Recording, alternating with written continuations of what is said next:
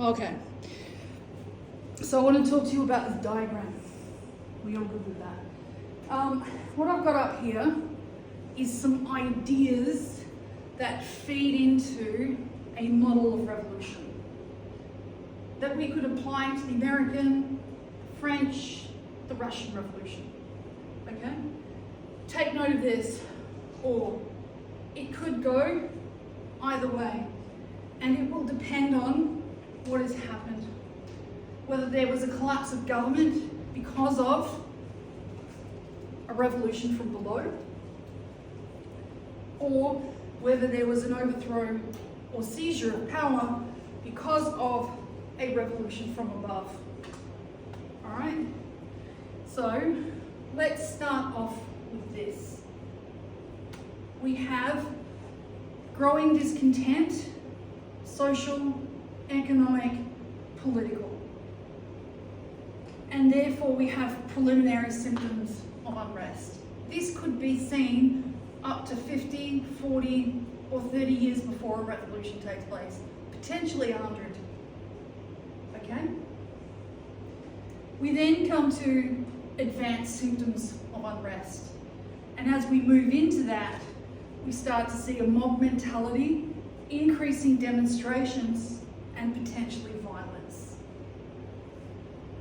We could go one of two ways, but at the end of the day, I want you to take note of the different types of revolution that could take place. A revolution from below. Our examples for this course mainly are February 1917, but I'm going to talk to you about the dress rehearsal, the 1905 revolution. And our example of a revolution of above, or from above, is October 1917, when Lenin and the Bolsheviks seized power. What would happen in Russia is a civil war. This would happen first. We have the creation of a constitution and a rule by moderates after February. We have a period of dual authority with the Petrograd Soviet and a temporary provisional government set up. Because the workers and soldiers possess the authority and power, and because of successive failures of the provisional government, the war, their inability to keep threats from the outside of their government under control, so I'm talking about different political groups like the Bolsheviks, potential military overthrows, I'm talking about the Kornilov affair. They were unable to really rule with authority. And by the October, we see another seizure of power, all right, by the Bolsheviks. What will ensue is a civil war until 1921-22, depending on what region of Russia you are in, okay? It's such a big country, or empire, I should say. We'll then have this idea of unfulfilled expectations, because coming back to this, looking at this idea of a revolution from below, we see pressure from lower classes, or the grassroots of society, the working class, the peasantry, as a driving force for change. They have ideals, they have aspirations, they want peace, bread, and land. Lenin will take hold of that, but that's a different thing.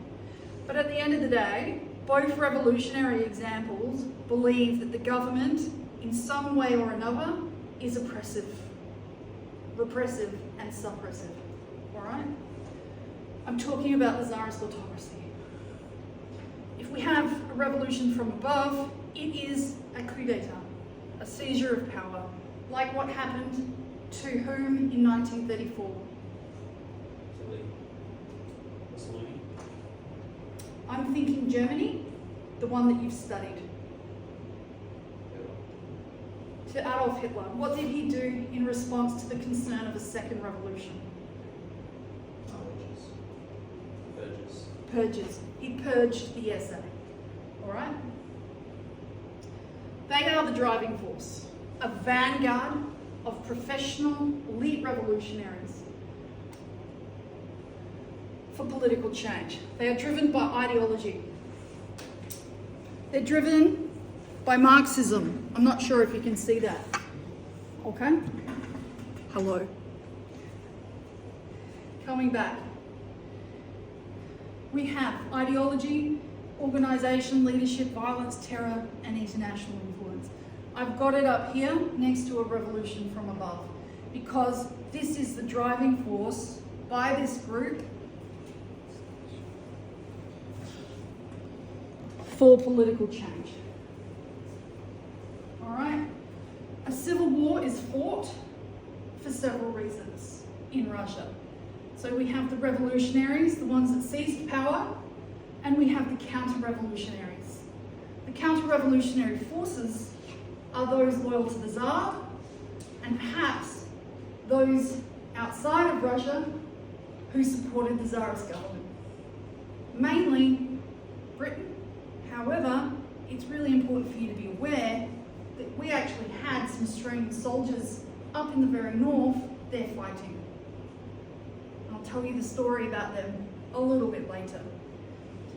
So once, or if, they fight a civil war and they are successful, we begin to see unfulfilled expectations. The Russian Civil War will become one of the bloodiest in human history.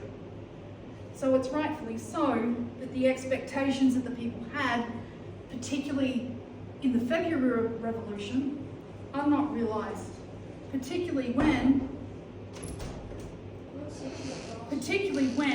the Bolsheviks have been overthrown